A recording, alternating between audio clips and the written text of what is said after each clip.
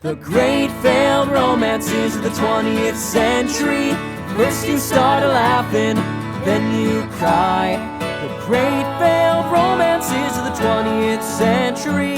Love may be a sham, but we still gotta try. Welcome to the Great Failed Romances of the 20th Century. I'm singer-songwriter and historian Teddy Gray. And never mind the bollocks, here's Sam Kaufman. And by that I mean I have no bollocks. But Teddy, do you have the balls to tell me about which couple we're discussing today? Of course I have the balls, all three of them. Today we're discussing Sid Vicious and Nancy Spungen. Oh, Punk's not dead. But they are. Spoilers. Sid Vicious, born Simon Ritchie, and Nancy Spungen had similarly troubled upbringings, despite living across the pond from each other.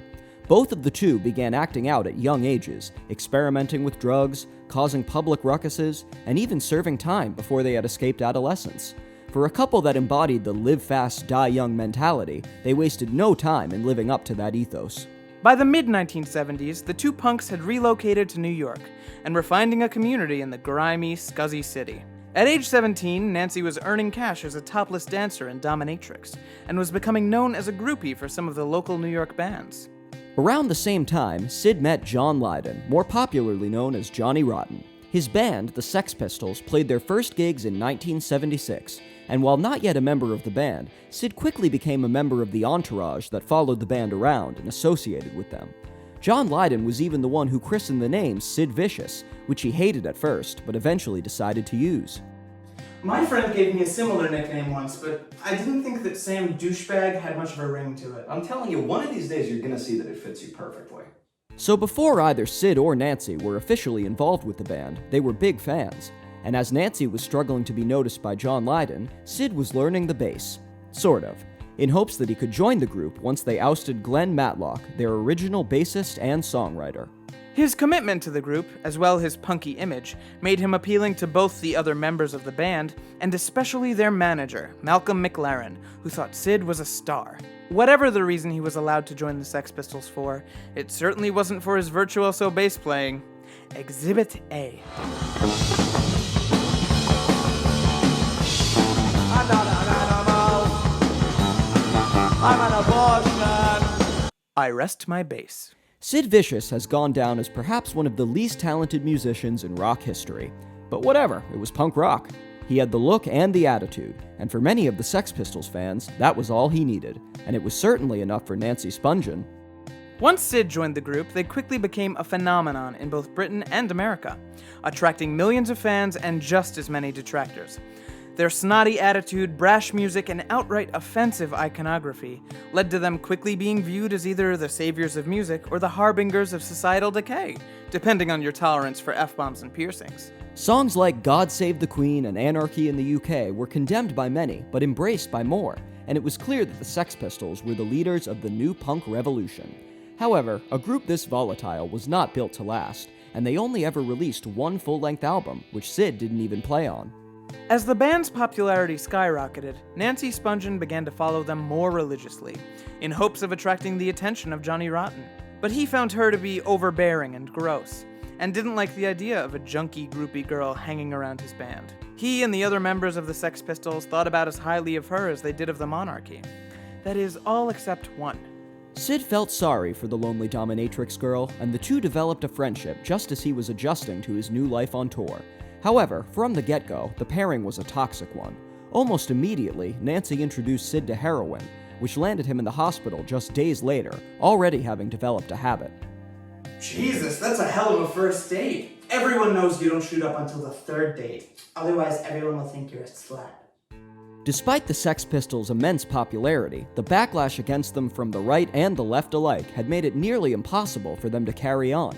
Gigs were canceled, songs were banned, and the police were frequently after members of the group. To make matters worse, inter-band tensions were rising as well.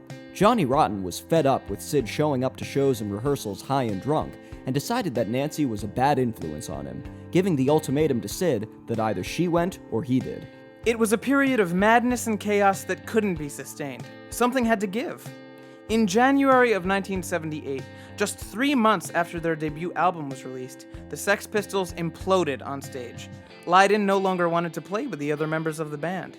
and Sid's interest in music could no longer match his interest in Nancy and heroin, and his belligerence was tanking the band's live shows. At the last ever gig, Lydon said to the audience, "Ever get the feeling you've been cheated?" commenting on the band's premature demise. The Sex Pistols were over. You know, I hear a very similar thing happened to the Wiggles. They did not accept Jeff's girlfriend. Ever wonder why he was so sleepy all the time? Heroin in the fruit salad. With the band dissolved, now there was nothing standing in the way of the relationship between Sid and Nancy. However, unbeknownst to them, this was actually the worst thing that could have happened to them. Nancy, acting as Sid's manager, thought it wise for him to start a solo career, as he had more talent as a frontman and a singer than as a bassist, and a few months later, his debut single, a cover of My Way, was released. After performing his debut show fronting a band, Sid and Nancy decided to leave London for New York, where they would spend the rest of their short lives. Sid played a smattering of gigs in the city, but it's clear that heroin and other substances were the couple's real focus, not music or business. And nearly every time they were interviewed, journalists would remark on how they seemed wasted, going so far as to imply that the couple had a death wish. Sid, he's not interviewing me. Please try and wake up. Do you want me to make you a cup of coffee? Yeah, could you? Yes, I'll make you a cup of coffee. Young, strung out, and in love, Sid and Nancy's dependency on each other hit an all-time high. Their lives at this point consisted of doing smack, having sex, and living in squalor at the Chelsea Hotel, only occasionally pulling it together enough to play a gig. While the photos from this time period of the couple clearly document a ticking time bomb, it's plain to see that the two were deeply in love, no matter how warped their version of romance was. Their love for each other was so clear that when Nancy was found dead in October 1978 due to a stab wound in the abdomen, likely supplied by Sid in a heroin-induced stupor, many actually believed and defended Vicious when he claimed his innocence. After being arrested for the alleged murder, but later making bail for $50,000, Sid was visibly shaken and miserable, unable to grapple with the thought that he or someone else had killed his beloved Nancy. When asked where he'd rather be in an interview after making bail, Sid said, "Under the ground." Only weeks later, he got his wish. After spending a few weeks in prison for violating his parole, he celebrated his freedom by injecting heroin for the first time since his arrest, which was supplied by his mother. Wow, cool mom. Sadly, Sid overdosed, and it was his mother who later found him dead. Wow, cool mom. Sid was cremated in New York and was unable to be buried with Nancy. However, later on, his mother managed to scatter her son's ashes over Spungen's grave so that the doomed young punks could be together in death. Wow, cool mom. Though the couple barely made it into their 20s, their legend as punk rock's Romeo and Juliet has only risen since their deaths, inspiring the acclaimed biopic Sid and Nancy in 1986. The film takes a disturbing yet romantic look at the toxic relationship, and it's this version of the story that has remained ingrained in the public's mind. Two young, fucked up kids who tragically threw away their lives after being unable to quit heroin, and perhaps more fatally, each other. I'd say it was the heroin. Wow, Teddy, this one was a real fucking bummer, wasn't it? No better way for me to spend my night than talking about two poor junkies who died at 21. Alright, we'll just introduce the song and we'll wrap this shit up.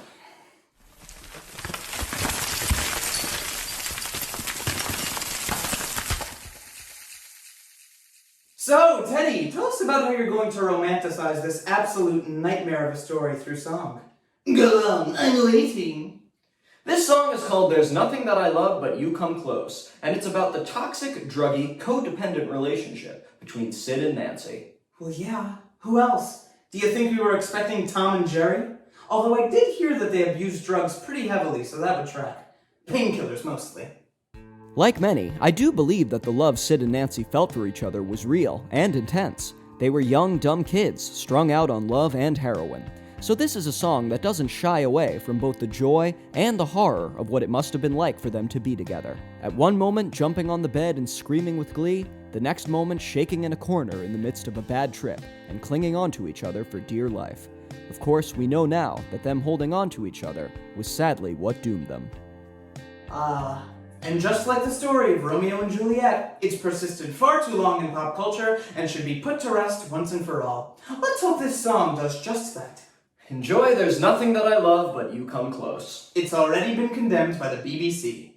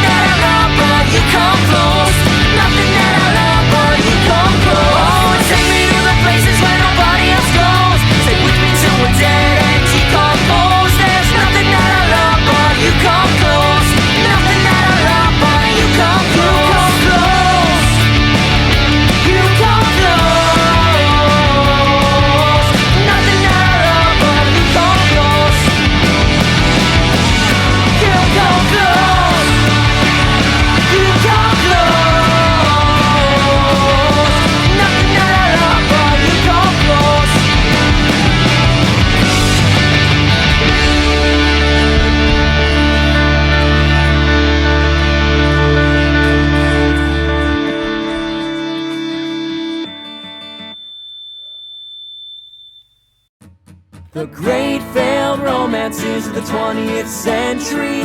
First you start laughing, then you cry. The great failed romances of the 20th century. Love may be a sham, but we still gotta try.